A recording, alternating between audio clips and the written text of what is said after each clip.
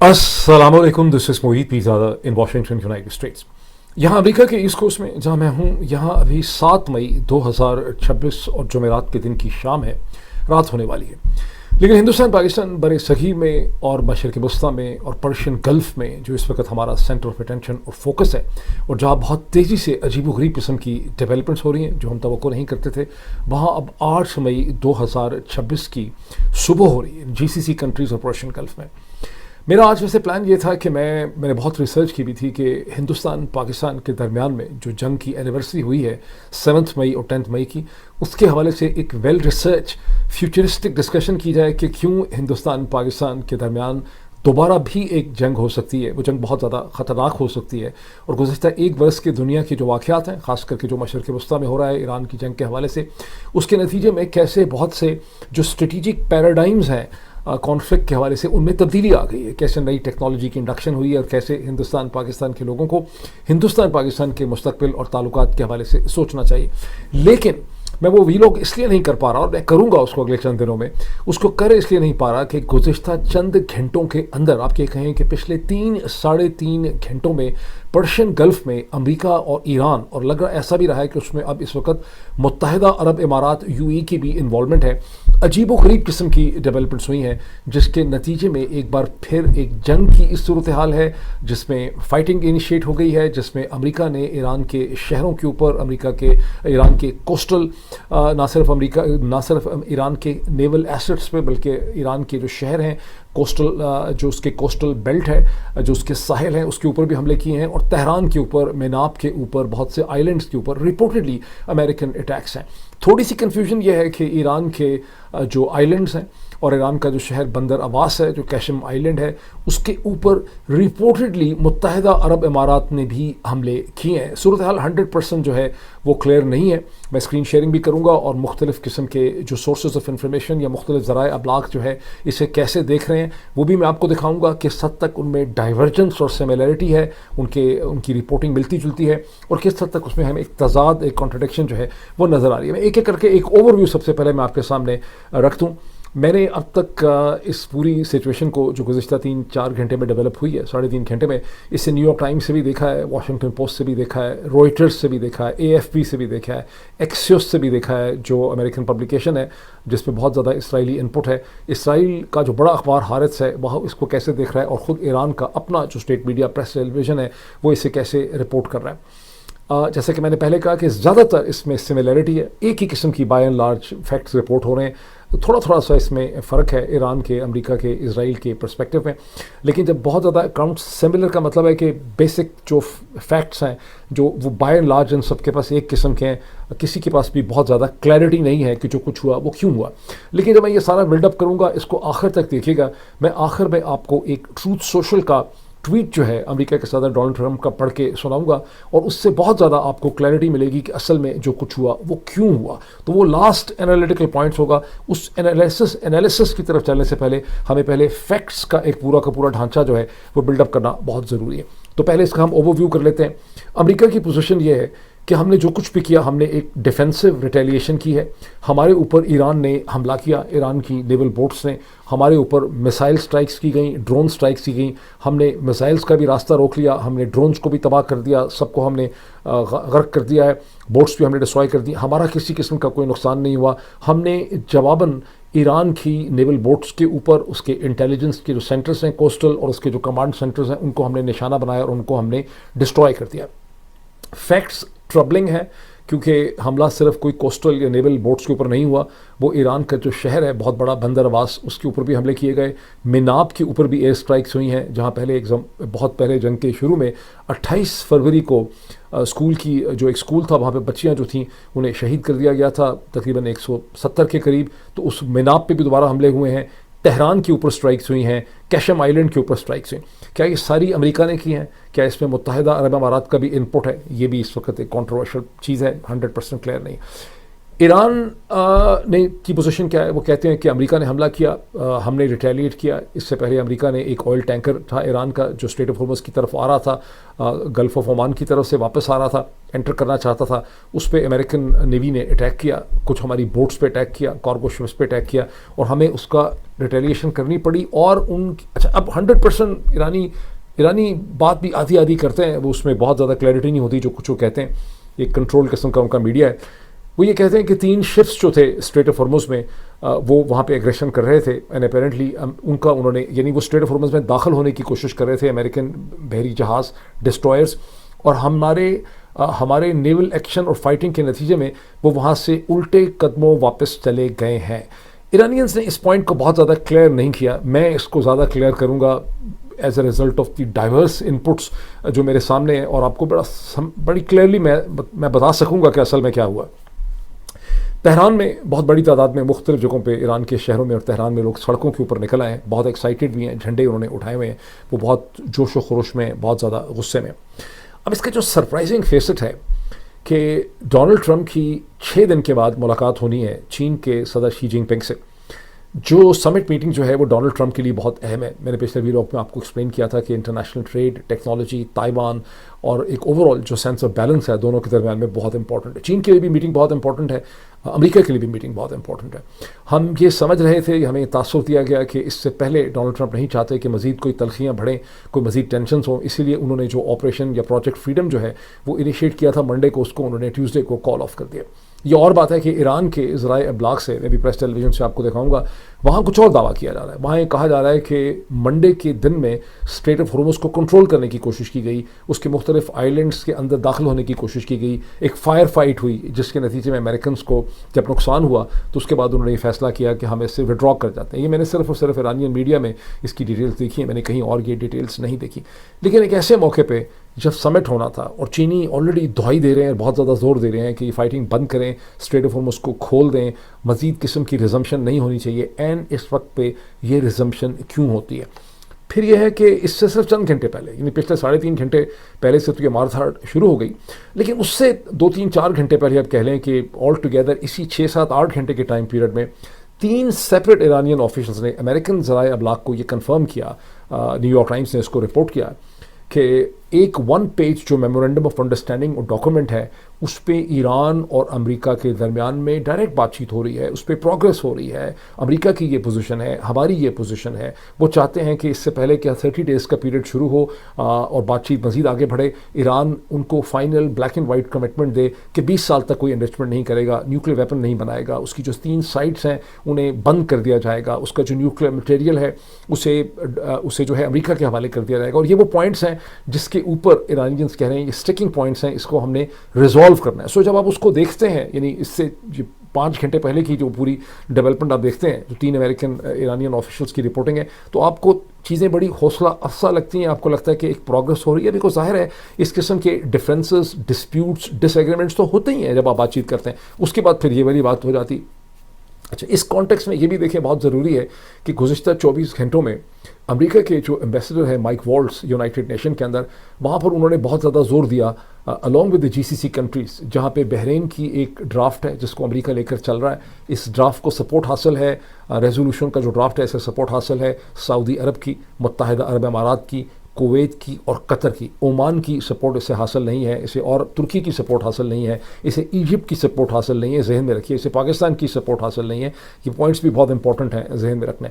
बहरहाल इसके लिए उन्होंने रूस और चीन के ऊपर बहुत ज़्यादा उन्होंने शोर मचाया, बहुत ज़्यादा उन्होंने जोर दिया, ये सारे मतलब GCC भी और अमेरिका भी, कि आप इसको काइंडली वीटो नहीं करेंगे इस रेजोल्यूशन को। अगर आप इसको वीटो कर देंगे तो दुनिया का सारा मुस्तकबिल जो है वो ख़तरे में पड़ जाएगा। आप अपनी पोजीशन क्लैरिफाई करें। हमारा तो ये सारा का सारा ड्राफ्ट जो है वो मैरीटाइम ट्रेड और दुनिया भर की भलाई के लिए है, आप भला कैसे इस ड्राफ्ट को सपोर्ट नहीं कर सकते? उसकी लैंग्वेज बनाई गई। लेकिन रॉयटर्स, मैं पता नहीं इस वक्त मैंने सेव किया है उनकी स्टोरी की नहीं आपको दिखाने के लिए, लेकिन रॉयटर्स में बहुत ब्लैक एंड वाइट तरीके से ये मेंशन है कि डिप्लोमेट्स ने रॉयटर खबर एजेंसी को ये बताया है कि ईरान चीनियों ने और रशियंस ने बहुत इसके ऊपर एतराज़ किए हैं, इस ड्राफ्ट के ऊपर। रशियंस ने तो क्लियरली यूनाइटेड नेशन में अमेरिकन को कहा है कि इस ड्राफ्ट को टोटली तौर पे विड्रॉ करें, ये बिल्कुल ठीक नहीं है, इसकी लैंग्वेज ठीक नहीं है, इसे रीराइट करने की ज़रूरत है। अब ये इस वक्त की है थर्सडे की सिचुएशन।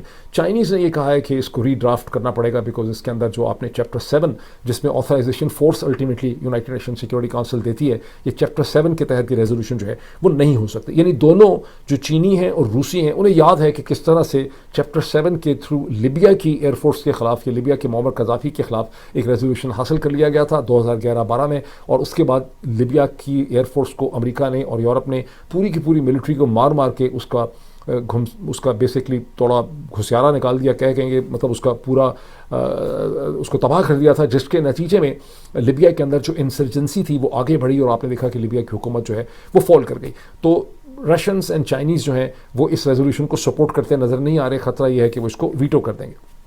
इस वक्त जो सवाल है तमाम एनालिस्ट के सामने, मीडिया में जो सवाल उठाया जा रहा है, बिकॉज ज़ाहिर है जो मेन स्ट्रीम मीडिया जब रिपोर्ट करता है वो थोड़ा सा एहतियात से रिपोर्ट करता है, तो उनके सामने सवाल ये है कि क्या सीज़ फायर होल्ड करेगा।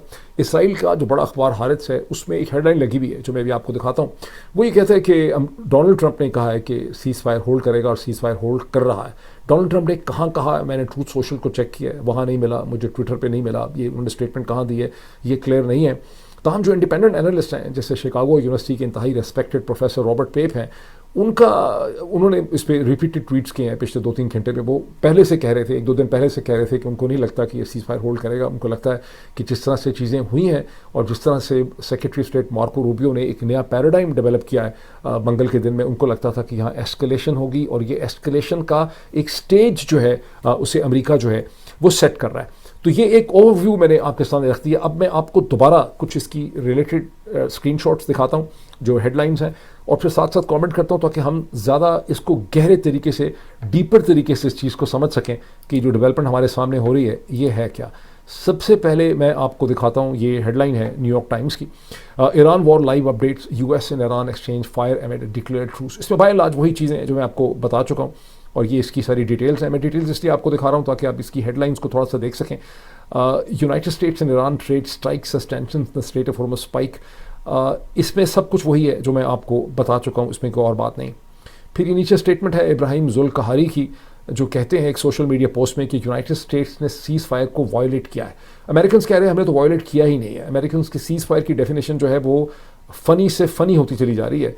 और ईरान की जो न्यूज़ एजेंसी है इरना, वो कहती है कि 2 एक्सप्लोजन जो हैं वो तेहरान के अंदर भी हुए हैं। अच्छा, अब ये वही सारी खबरें चल रही हैं। मैं आपको सिर्फ एक चीज़ दिखाना चाह रहा हूँ जिसके लिए कर रहा हूँ मैं ये ऑयल एंड गैस प्राइसेस। अच्छा, ये देखें आप, ये फरनाज फसीही की 4 घंटे पहले, ज़रा नोट कीजिए 4 घंटे पहले, अगर 5 हो गए होते तो फिर यहाँ 5 आता। 4 घंटे पहले ईरान एंड यूएस कंसिडर, यानी अगर इस वक्त 6 बजे हैं हिंदुस्तान पाकिस्तान में लेट्स से, तो आप समझें कि जब 2 बजे थे बड़े मशरक़ वस्ता में, ये हिंदुस्तान पाकिस्तान में, उस वक्त फरनाज इस्फहानी ये रिपोर्ट करती है Iran and US consider a 1-पेज plan to end hostilities Iranian official से। यानी इससे सिर्फ 4 घंटे पहले ये सूरत हाल थी। अब हम आगे आ जाएं और हम ज़रा ईरानियन पर्सपेक्टिव ले लें। सबसे पहले मैं प्रेस टेलीविज़न का ओवरऑल पेज आपको सामने दिखाता हूं ताकि आप देखें कि इसमें कितनी ज़्यादा रिपोर्टिंग इसके हवाले से हो रही है। एक हेडलाइन ये है कि Iranian forces strike US vessels in Swift retaliation for tanker attack top military command. ये एक पोजीशन उनकी ये है। दूसरी जो पोजीशन है यहाँ पर जो मैं समझता हूँ बहुत इंपॉर्टेंट है, जिसका मैंने थोड़ा सा पहले जिक्र किया है, इस हेडलाइन को देखिए, US destroyers flee Strait of Hormuz after massive Iranian missile and drone barrage IRGC navy. ये अभी से इसका ताल्लुक नहीं है। ये जो चीज़ आप देख रहे हैं, ये हेडलाइन है, इसका ये तो वही चीज़ है जो मैं आपको सारा बता चुका हूँ। ये तो वही है जो गुज़िश्ता चंद घंटों की डेवलपमेंट है कि मैं आपको, लेकिन ये जो डेवलपमेंट है, ये जो मैंने खोली है, US destroyers flee Strait of Hormuz, America के डिस्ट्रॉयर स्ट्रेट ऑफ हॉर्मुज़ से दौड़ गए after massive Iranian missile and drone barrage IRGC navy की पोजीशन है। ये अपडेट तो हुई है 7 मई को, लेकिन ये दर हकीकत बात कर रही है 5 और 6 मई की, जिसमें ये कहते हैं कि उस वक्त स्ट्रेट ऑफ हॉर्मुज़ का कंट्रोल हासिल करने की कोशिश की गई थी फ्रीडम, ऑपरेशन फ्रीडम या प्रोजेक्ट फ्रीडम के जरिए, लेकिन वहाँ पर फायर फाइट हुई आइलैंड्स के आगे पीछे। 4 अमेरिकन डिस्ट्रॉयर्स उसमें इन्वॉल्व थे। उसके बाद वो उन्होंने आफियत इसी में समझी, वो वहाँ से दौड़ गए। ये वो चीज़ चीज़ है जो अमेरिकन मीडिया में, इसराइली मीडिया में, इंटरनेशनल खबर एजेंसीज जो हैं उनमें कहीं पर भी रिपोर्ट नहीं हुई। अब मैं इस डेवलपमेंट की थोड़ी सी डिटेल में आ जाता हूँ जो इस वक्त की मेन डेवलपमेंट है। ईरानी ये कहते हैं कि हमारे टैंकर पे अटैक हुआ, फिर हमने उसकी रिटेलिएशन की और अमेरिकन जो है वहाँ से दोबारा वापस चले गए। ये ईरानियन पोजीशन ज़रूर है, लेकिन ये भी पूरी बात नहीं है। मैं पूरी बात, अभी आप आगे देखते जाएं तो पूरी बात आपको समझ आ जाएगी क्या हुआ। ये ट्रंप जो है वो कह रहे हैं, ABC न्यूज़ को ट्रंप ने कहा है, ठीक, ट्रंप ने ABC न्यूज़ को कहा है कि seize fire is on going despite retaliatory attacks on Iran. इसके अलावा इसमें बहुत सी कवरेज इसी जंग के हवाले से और इसराइल और लेबनान में जो कुछ हो रहा है उसकी कवरेज आपको नीचे हारिस में मिलती है। अब आप इसको देखें, ये मैं आपके सामने एक ट्विटर हैंडल मैंने खोला है और ये है प्रोफेसर रॉबर्ट पेप का, और रॉबर्ट पेप एनालिसिस ये करते हैं। उसके नीचे उन्होंने ये बैनर बनाया हुआ है जो आप देख सकते हैं, Rubio just reveal the real plan on Iran, जिसमें ये कह रहे हैं कि अमेरिका के सेक्रेटरी स्टेट मार्को रूबियो ने जो ट्यूसडे को अपनी प्रेस टॉक की है उसमें दर हकीकत उन्होंने असल अपना एजेंडा जो है ना वो एक्सपोज कर दिया है। और रॉबर्ट पेप मसलसल अपने एनालिसिस से कह रहे हैं, उनका 20-25 बरस का जंगों का एनालिसिस है, उन्होंने इसको बहुत स्टडी किया है। वो मसलसल ये वार्न कर रहे हैं हमें कि तमाम सीज़ फायर, तमाम टॉक्स, तमाम चीज़ों के बावजूद ये जो बात करते हैं पाकिस्तान एंड ऑल दैट, इसके बावजूद अमेरिका सिर्फ और सिर्फ चीज़ों को डोनाल्ड ट्रंप की इंतज़ामिया एस्केलेशन की तरफ लेके जा रही है। और मार्को रूबियो की जो प्रेस टॉक थी उसके उन्होंने 5 पॉइंट का एनालिसिस किया। उन्होंने कहा कि अमेरिका इसके नैरेटिव को यहाँ पे बदलने की कोशिश की गई है। सबसे पहले उन्होंने कहा कि हमें अब ये बताया जा रहा है कि मसला सिर्फ न्यूक्लियर नहीं है, ये एक्चुअली ग्लोबल ऑर्डर है। ये स्ट्रेट ऑफ हॉर्मुज़ में जो कुछ ईरान कर रहा है ये ग्लोबल ऑर्डर को और वेस्ट का पूरा और इंटरनेशनल ट्रेड को ख़तरा है, इसको हम बर्दाश्त नहीं कर सकते। और एस्केलेशन जो की जा रही है अमेरिका की तरफ से उसको मसलसल डिफाइन किया जा रहा है एज डिफेंस। ये रॉबर्ट पेप पहले से कह रहे थे, अब वही सिचुएशन हो गई है कि इस वक्त अमेरिका मसलसल ये कह रहा है कि हमने जो भी एक्शन किया है स्ट्रेट ऑफ हॉर्मुज़ में वो हमने अपने डिफेंस में किया। जो सवाल नहीं पूछा किसी ने इंटरनेशनल मीडिया में, जो उठाने वाला सवाल है कि जब आपने सीज़ फायर डिक्लेयर किया, आपने कहा कि हमने ऑपरेशन फ्रीडम जो है उसको भी हमने रोक दिया, सस्पेंड कर दिया, तो आपके ये जो 3 डिस्ट्रॉयर हैं इन्होंने गल्फ ऑफ ओमान से या सी ऑफ ओमान से आगे स्ट्रेट ऑफ हॉर्मुज़ के अंदर जाके पेट्रोलिंग करने की कोशिश क्यों की, जिसको डोनाल्ड ट्रंप बहुत फ़ख्र से कह रहे हैं कि हमने साबित कर दिया। फिर यह है कि न्यूक्लियर फेयर भी है, तीसरा पॉइंट है वो भी साइड पर चल रहा है। चौथा ये है कि इकनॉमिक वॉर है और जो ईरान कर रहा है और ये शॉर्ट टर्म में ख़त्म नहीं होगा। और पाँचवा ये है कि एक ब्रॉड प्रेसिडेंसी फ्यूचर। अच्छा, बेसिकली वो ये कह रहे हैं कि ये चीज़ें जो हैं ये सारी की सारी एस्केलेशन की तरफ जो है वो जा रही हैं। अब मैं आता हूँ असल चीज़ पे, मदर ऑफ ऑल प्रॉब्लम्स पे। ये ट्रूथ सोशल है डोनाल्ड ट्रंप का, ये मैंने सेलेक्ट किया है आपको दिखाने के लिए और इसको पढ़ना बहुत ज़रूरी है। तो अमेरिका के सदर डोनाल्ड ट्रंप कहते हैं 3 वर्ल्ड क्लास अमेरिका। अच्छा, इसकी लैंग्वेज देखें, इसके अंदर वो जिस तरह की फीलिंग उनकी है, जो फ़ख्र वो करते हैं चीज़ों पे, वो एक 80 साल के आदमी का होना नहीं चाहिए, लेकिन बदकिस्मती से है। 3 world class American destroyers just transited very successfully out of the strait of Hormuz under fire. 3 international standard world class American जो नेवल डिस्ट्रॉयर्स हैं उन्होंने स्ट्रेट ऑफ हॉर्मुज़ को कामयाबी से उसका सफ़र किया है, बावजूद इसके कि उनके ऊपर फायर हुआ under fire. There was no damage done to any of the 3 destroyers, but great damage done to the Iranian attackers. They were completely destroyed, along with numerous small boats which are being used to take the place of their fully decapitated navy. उन्होंने कहा कि हमारे जहाज़ों को कोई नुकसान नहीं पहुंचा, लेकिन जो उनकी बोट्स थी ईरान की वो सारी डिस्ट्रॉय हो गई हैं। ये बोट्स ही अब इनकी नेवी हैं, यही इसके ऊपर इनका गुजारा है, वो एक तरह से उनका मजाक उड़ा रहे हैं। These boats went to the bottom of the sea quickly and efficiently.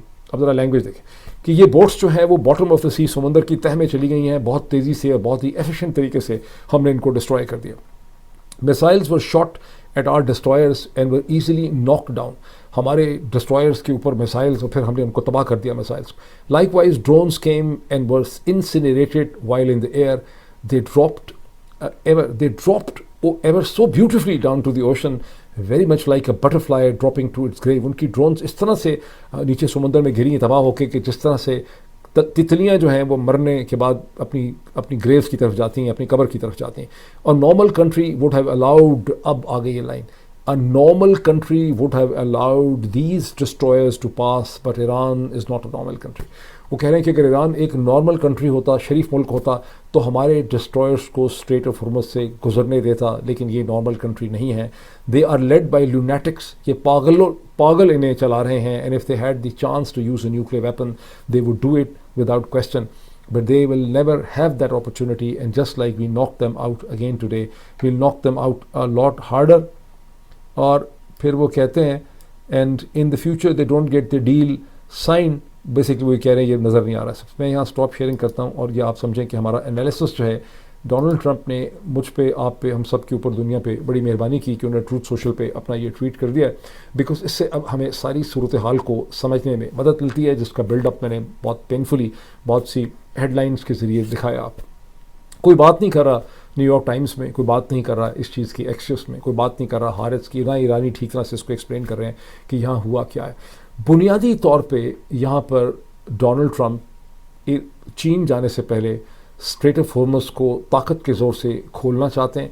वो एक नया पावर पैराडाइम, एक कंट्रोल पैराडाइम यहाँ पे इस्टेब्लिश करना चाहते हैं। ईरान को दिखाना चाहते हैं, दुनिया को दिखाना चाहते हैं, यूरोप को दिखाना चाहते हैं, और वो चीन को दिखाना चाहते हैं। और इस पैराडाइम को इस्टेब्लिश करने के दरमियान में वो बार बार पाकिस्तान को इस्तेमाल कर लेते हैं, और पाकिस्तान के अंदर आपको पता है बहुत ज़्यादा शादियाने बजाए जाते हैं। सारा मीडिया, सारे एनालिस्ट, सब लोग जो हैं वो खुशियों के एक मतलब बिल्कुल ड्रम बीट करना शुरू कर देते हैं कि पाकिस्तान बड़ा इंपॉर्टेंट रोल प्ले कर रहा है।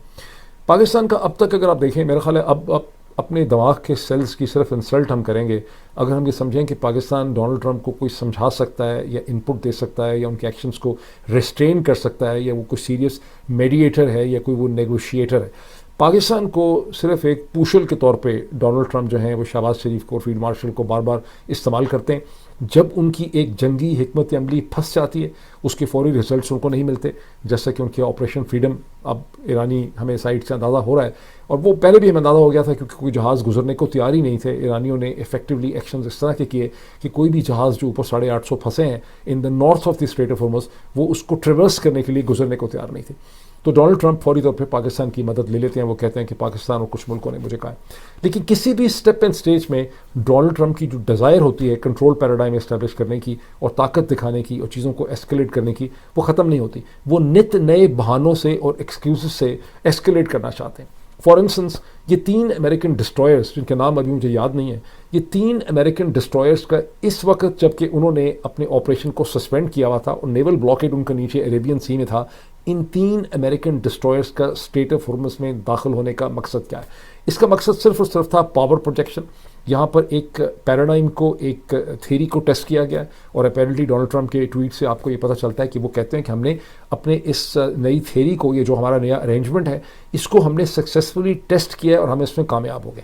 सक्सेसफुल टेस्टिंग उनकी ये है कि 3 अमेरिकन डिस्ट्रॉयर्स दाखिल होते हैं स्ट्रेट ऑफ हॉर्मस में।